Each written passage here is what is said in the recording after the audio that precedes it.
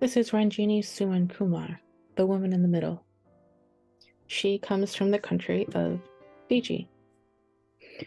Now, when people think of Fiji, they think of white sand, beaches, pina coladas while you're relaxing at the beach. But that's not the case.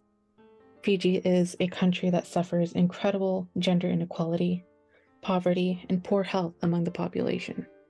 Now, it's easy for us to assume that Fiji is this vast paradise that you can escape to. As Westerners, sure, because we have a busy schedule, a 9 to 5, only 2 days off a week, and do that for 52 weeks a year. But people fail to realize that when they do go on vacation to Fiji, that they have their own struggles, their own problems that they face with.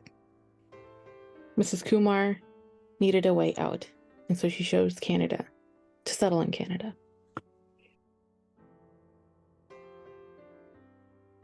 Her story begins at the age of 5. Being raised in a family of 7 was not easy, especially being a daughter. At the age of 5, she was inspired by her very first teachers and soon realized that she wants to become a teacher when she grows up. At the age of 16, however, her mother got into a really bad car accident, leading her to be the child in the household to quit school and begin earning money for her family. Her dreams of becoming a teacher were crushed. At the age of 19, she seeks the opportunity to move to Canada. Her plan was to be able to be sponsored by her sister and be able to bring over the rest of her family out of Fiji. Her imagination was that the life and her family had in Canada would be much more established and fruitious than her life in Fiji. She hoped that soon after she marries her husband and has children, her children would be educated in Canada. This meant that despite not her being able to achieve her dreams, her children would. She starts her journey in Canada as a cashier at Taco Bell and soon switches to a job at BFG Foods soon after. She will remain a loyal employee there for over 25 years. Still working diligently to make ends meet as a recent immigrant, she prepares for her arrival and her husband's arrival to Canada, and they both settle down.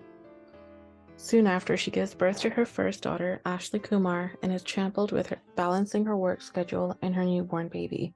She pushes forward. In having her mother to look after her newborn, she reaches a point where she needs to be providing for herself, her daughter, and her mother. Despite the hard work she's putting in, she feels secure. She knows that her children being born, raised, and educated in Canada will not have to endure the pressures that she had to. She knows that citizenship privilege will bring a plethora of opportunities for her children. Mrs. Kumar is now at a place in her life where she can look back to see how far she's come. She now has the opportunity to go back to Fiji for a visit, knowing that she's secure and safe when she does come back to Canada. And the visit to Fiji is just that, a visit. Mrs. Kumar was interviewed, not wanting to make an appearance. She did state that, "I was scared. I doubted myself a lot. But I was not going to let my 2 daughters live a life that she lived in Fiji. I made everything happen for my 2 daughters, and I'm so proud of who they are and who have they become. I know it wasn't easy for them either." Today, Mrs. Kumar's daughters have exceeded her expectations and continue to make her proud in honor of her efforts to come to Canada for the sake of their lives. Ashley is a law clerk and is consistently getting promotions from her workplace and is content in her work environment and her coworkers. Recently, she has purchased a brand new car for herself. Shivani, I, am en route to becoming a teacher myself.